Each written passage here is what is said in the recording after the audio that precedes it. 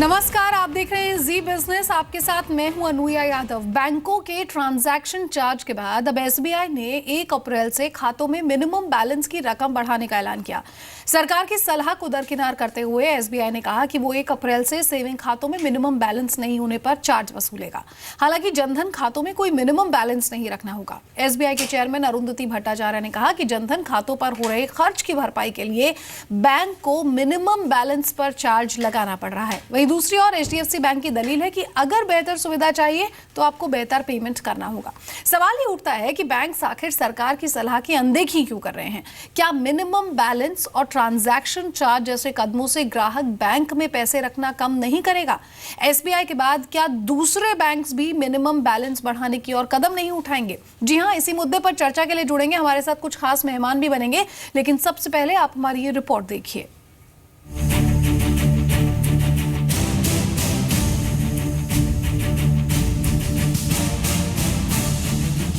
बैंकों के transaction charge में बढ़ोतरी के बाद अब देश के सबसे बड़े bank state bank of India ने खातों में जमा मिनिमम बैलेंस 1,000 रुपए से बढ़ाकर 5,000 रुपए कर दिया है। अगर 1 अप्रैल से खातों में मिनिमम बैलेंस नहीं हुआ तो जुर्माना भी देना पड़ेगा। एसबीआई के इस कदम पर इस वक्त जोरदार हंगामा मच रहा है।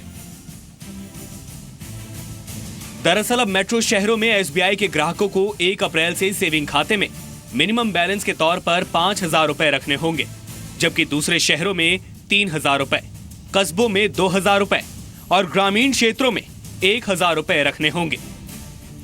जबकि करंट अकाउंट में 20,000 रुपए मिनिमम बैलेंस रखना होगा। यही नहीं, एसबीआई ने नए नियम के तहत मिनिमम बैलेंस नहीं होने पर जुर्माने का जो प्रावधान बनाया है, उसके मुताबिक खाते में मिनिमम बैलेंस नहीं होने पर ग्राहकों पर हर महीने 20 रुपए से लेकर 100 रुपए तक जुर्माना लगाया जाएगा। हालांकि जनधन खातों में कोई मिनिमम बैलेंस नहीं रखना होगा। एसबीआई की चेयरमैन अरुंधति भट्टाचार्य ने मिनिमम बैलेंस पर दलील दी है, जिसके मुताबिक जनधन खातों पर हो रहे खर्च की भरपाई के लिए मिनिमम बैलेंस पर चार्ज लगाना पड़ रहा है। हमारे ऊपर बहुत सारे बोझ हैं, जैसे हम कह रहे हैं 11 करोड़ एफआई अकाउंट यानी कि जनधन अकाउंट्स, 11 करोड़ जनधन अकाउंट्स हमारे पास है। तो ये सारे को मैनेज करने के लिए भी कुछ चार्जेस की ज़रूरत होती है, तो हमको सारा कुछ ख्याल में रख के ही ये करना पड़ रहा है।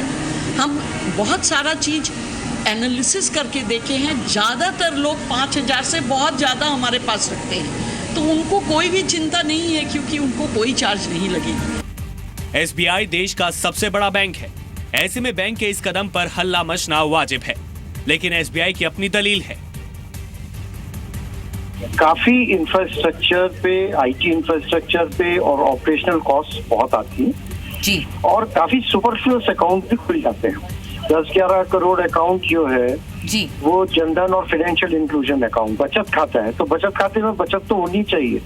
तो हमको लगता है कि थोड़ा लोगों को ये एनकरेज भी करेगा कि अपना जो है कुछ सेविंग्स जो है वो सेविंग्स बैंक अकाउंट में रखें। और चार्जेस बहुत मॉडरेट और मॉडेस्ट हैं। जो लोग इस फैसले का विरोध कर रहे हैं, उनका दावा है कि इससे ग्राहक बैंक में अपना पैसा रखने से बचेंगे। बैंकों में पैसा नहीं आएगा तो काले धन को सफेद करने और अर्थव्यवस्था को पारदर्शी बनाने के मोदी सरकार के तमाम कदम बेकार साबित होंगे। इससे पेंशन पाने वाले और छात्र छात्राओं सहित मौजूदा 31 करोड़ खाता धारकों पर असर होगा। वहीं दूसरी ओर एचडीएफसी बैंक ने भी कैश हैंडलिंग चार्ज लगाने के फैसले का बचाव किया है। एचडीएफसी बैंक के एमडी आदित्य पुरी ने एक अखबार को दिए इंटरव्यू में कहा है कि अगर ग्राहकों को बेहतर सर्विस चाहिए तो पैसे देने ही होंगे। आप ओबरॉय होटल में महेश लंच रेट्स की उम्मीद नहीं कर सकते। सवाल है कि बैंक सरकार की सलाह को नजरअंदाज क्यों कर रहे हैं? जनधन खातों के रखरखाव के लिए आम आदमी पर मिनिमम बैलेंस का बोझ क्यों डाला जा रहा है? ब्यूरो रिपोर्ट, जी मीडिया।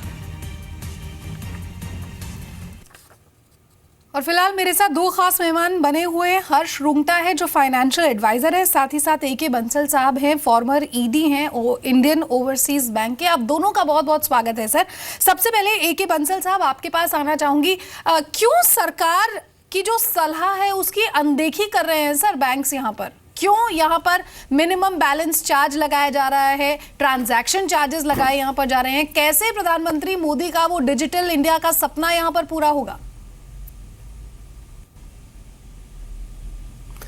सबसे पहले तो मैं ये बताना चाहूँगा कि जो बैंक मिनिमम बैलेंस के चार्जेस लगा रहे हैं उनका मकसद ये है कि बैंक के जो अकाउंट्स हों वो रेम्यूनरेटिव हों, क्योंकि कोई भी बैंक में अगर कोई खाता खुलता है और उसमें ट्रांजैक्शन होते हैं, कोई ट्रांजैक्शन की कॉस्ट होती है और ये मिनिमम बैलेंस रहने से इसकी एक वायबिलिटी आती है और वो अमाउंट 5,000 हो या 3,000 हो 2,000 हो, ये एक इंडिविजुअल बैंक का अपना फैसला है, अपना मुद्दा है।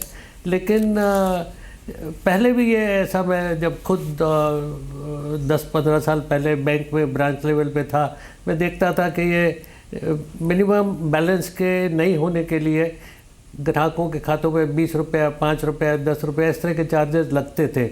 और जब मैनुअल से जब इलेक्ट्रॉनिक पे हुआ या CBS में हुआ तो सिस्टम मिनिमम बैलेंस नहीं होने पे पैसे डेबिट किया करता था, लेकिन उसके बाद एक स्टेज के बाद ऐसा होना बंद हुआ।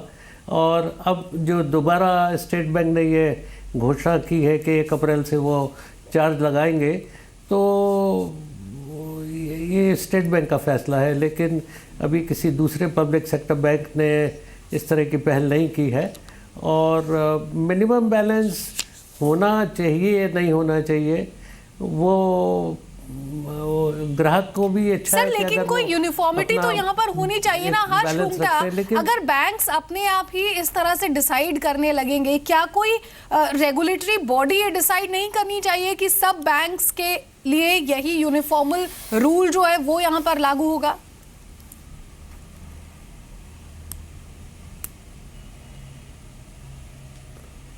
है एक तो कोई भी इंडस्ट्री देख लीजिए, चाहे टेलीकॉम का रेगुलेटर को देख लीजिए या चाहे आप कोई भी रेगुलेटर को देख लीजिए, वो चार्जेस क्या होंगे उसको नहीं करते हैं रेगुलेट, बट किस तरीके से वो इंडस्ट्री में कंपटीशन होगा और कंपटीशन की वजह से ग्राहक को अच्छी सुविधा और अच्छे रेट पे सुविधा मिले, ये रेगुलेटर का काम है।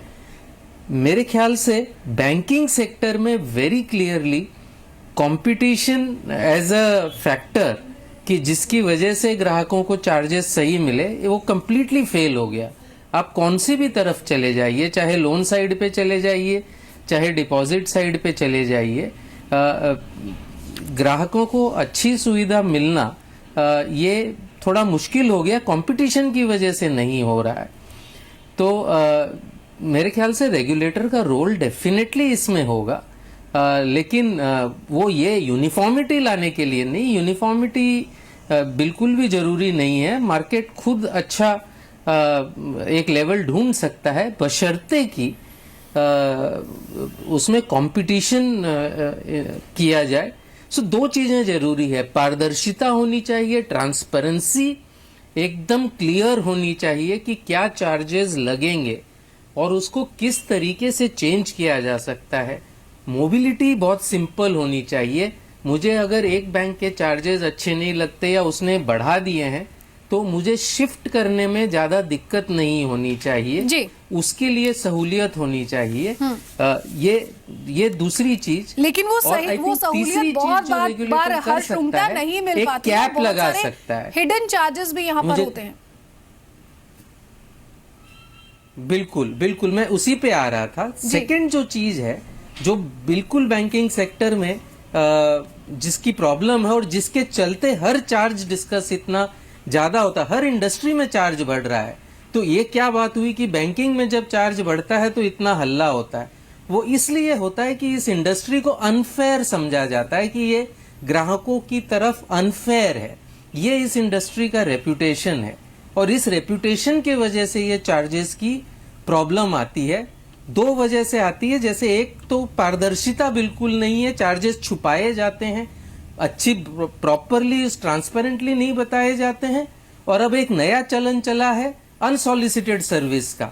मैंने वो सर्विस मांगी ही नहीं, वो सर्विस मुझ पे थोप दी गई, उसके चार्जेस मेरे अकाउंट में डेबिट कर दिए गए और मुझे अगर वो सर्विस नहीं चाहिए तो मुझे बैंक को बताना पड़ेगा कि मुझे नहीं चाहिए। चलिए, ये मेरे ख्याल से कोई रेगुलेटर अगर इस चीज को पलटे नहीं तो कंज्यूमर रेगुलेशन होना बेमानी है। बिल्कुल, बहुत सारे हम बेमानी लोग है। हर्ष रुंगटा, बहुत सारे लोग हम ये भी जानते हैं कि कई बार हमें कुछ सर्विसेज नहीं चाहिए होती है, उसके बावजूद बैंक ऑटोमेटिकली आपको वो सर्विसेज देता रहता है, उसके लिए चार्जेस करता रहता है। बेजॉन मिश्रा कंज्यूमर एक्टिविस्ट है, फोन लाइन पर मेरे साथ मौजूद है। बेजॉन मिश्रा, बहुत बहुत स्वागत है आपका जी बिजनेस पर। क्या कहेंगे आप, कहीं ना कहीं पर एक तरफ सरकार कहती है कि ट्रांसपेरेंट इकोनॉमी बनाई जाए, यहाँ पर लोगों को ज्यादा से ज्यादा सहूलियत जो है वो कम खर्च में दी जाए, और दूसरी तरफ बैंक्स यहाँ पर अपने आप मिनिमम ट्रांजैक्शंस रखने की बात करते हैं, विड्रॉल ट्रांजैक्शंस पे चार्जेस की बात करते हैं। क्या कहेंगे आप इस पर? नहीं, इस पे पॉलिसी आनी चाहिए। जो रेगुलेटर है आरबीआई बैंक का रेगुलेटर है, हर एक ग्राहक को ये पता लगना चाहिए। बैंकिंग सेक्टर में इंडिया में अभी तक क्या हुआ था कि वो लोग जो इंटरेस्ट अर्न करते हैं लोन देकर, और उसी अर्निंग पे वो लोग इंटरेस्ट देते थे जो लोग डिपॉजिट करते थे जी। अभी तक यही चलन था इंडिया में, और हम लोग इसका आदी हो गए हैं, और हम लोग इससे we got used to this kind of a service. लेकिन अभी सडनली बैंक जब देखने लगे कि उनका एडवांसेस ज्यादा नहीं हो रहे हैं, उनके डिपॉजिट्स बढ़ रहे हैं, उनको ज्यादा आउटफ्लो इंटरेस्ट देना पड़ रहा है, तो वो चार्जेस बल्कि बेढंग के चार्जेस मांगने लग गए लोगों से जी। ये एक गलत हो गया। क्योंकि अब हम लोगों को कोई भी चीज थोड़ा सा मतलब चार्ज करने के कंज्यूमर्स को कंसल्ट करना चाहिए कि भाई देखिए हम लोग ऐसे ऐसे हमारे डेफिसिट हो रहा है, हम लोग अब चेंज करना। तो आरबीआई को एक वाइड कंसल्टेशन करना चाहिए उपभोक्ताओं के साथ। हर एक जो सर्विस लेते हैं बैंक का, उनसे एक कंसल्टेशन व्यापक रूप से होनी चाहिए, तब चार्जेस बढ़ाना चाहिए कि किस चीज में customer is ready to give a charge. बिल्कुल, उसी ट्रांसपेरेंसी की बेजॉन हम यहाँ पर बात कर रहे हैं। मिस्टर बंसल, आप कुछ कहना चाहेंगे इस पर? बैंक नॉर्मली ट्रांसपेरेंसी मेंटेन करते हैं। जब कोई आदमी अपना खाता खोलने आता है, चाहे बचत खाता हो चाहे करंट अकाउंट हो, उसको मोटे मोटे तरीके से रूल बैंक को बताने चाहिए, और बताए भी जाते हैं कि आप सर वही तो प्रॉब्लम है ना, मोटे मोटे तरीके से ही रूल्स यहाँ पर बताए जाते हैं, और इसीलिए हम ये कह रहे हैं कि बहुत बार कई ऐसे हिडन चार्जेस होते हैं जो कस्टमर को पता भी नहीं होता है। कुछ चार्जेस सच में जो लगाते हैं, जैसे एसएमएस अलर्ट सर्विस है, आपके अकाउंट में कोई भी ट्रांजेक्शन होता है, वो आपके अच्छे के लिए है कि डेबिट हुआ है या क्रेडिट हुआ है, आपको एसएमएस आ जाता है। अगर आपने अपना मोबाइल फ़ोन रजिस्टर किया हुआ है बैंक के साथ, तो वो तो एक अपने अकाउंट होल्डर के खुद के फ़ायदे का है काम। लेकिन उसके भी बैंक मंथली चार्जेस शायद 10 रुपया, 20 रुपया या 50 रुपया, डिपेंडिंग ऑन कौन सा बैंक है, चार्जेस वो डेबिट करते हैं। और फोलियो चार्जेस हैं, कितनी चेक लीफ आप यूज़ कर सकते हैं एक साल में, उनके भी चार्जेस बैंक लगाते हैं। अगर आपका बैलेंस बहुत कम है और सेविंग अकाउंट है, तो ये पब्लिक सेक्टर बैंक में कुछ चेक फ्री है कि कितने ट्रांजैक्शन किए जा सकते हैं without any extra charges. Sir एक मिस्टर बंसल, एक और बात आपसे यहाँ पर समझना चाहूंगी, और वो ये कि अगर बैंक यहाँ पर जो मिनिमम बैलेंस है, जैसे एसबीआई ने जो अपना मिनिमम बैलेंस है वो यहाँ पर बढ़ा दिया है, अलग अलग स्लैब्स में डिवाइड कर दिया है कि सिटी में 5000 मिनिमम बैलेंस होगा, रूरल एरियाज में 1000 होगा, कहीं टियर 2 सिटीज़ में 3000 होगा, इस तरह से जिस तरह से उसे डिवाइड किया गया है। Sir, I actually want to understand कि क्या बहुत सारे लोग अब बैंकिंग की तरफ रुख कम नहीं हो जाएगा उनका? अगर मेरे पास 5000 रुपए हैं, आप मेरे से जो बैंक ट्रांजैक्शन है अगर उसके लिए आप मेरे से चार्जेस लेते हैं, so I would prefer to keep that cash with me. नहीं, आप ठीक कह रही हैं, क्योंकि 5000 रुपया एक साधारण आदमी के लिए बड़ी अमाउंट है। अगर किसी को पेंशन मिलती है और उसको 5000 रुपये मिनिमम बैलेंस रखने को कहा जाता है, तो वो अमाउंट ज़्यादा है। वो स्टेट बैंक को रिव्यू कर सकते हैं वो लोग। सर इसी तरह से रूरल एरियाज में जो एसबीआई ने यहाँ पर 1000 मिनिमम बैलेंस कह रही है, वो 1000 रुपीज सर रूरल एरियाज में हम सब जानते हैं कि 1000 रुपीज भी बहुत ज्यादा है। और ऐसे में अभी एसबीआई ने शुरुआत की है, क्या आपको नहीं लगता कि बाकी बैंक्स भी कुछ इसी तरह से अपनी मिनिमम बैलेंस जो है वो उसे फ्लक्चुएट कर सकते हैं, बढ़ा सकते हैं यहाँ पर?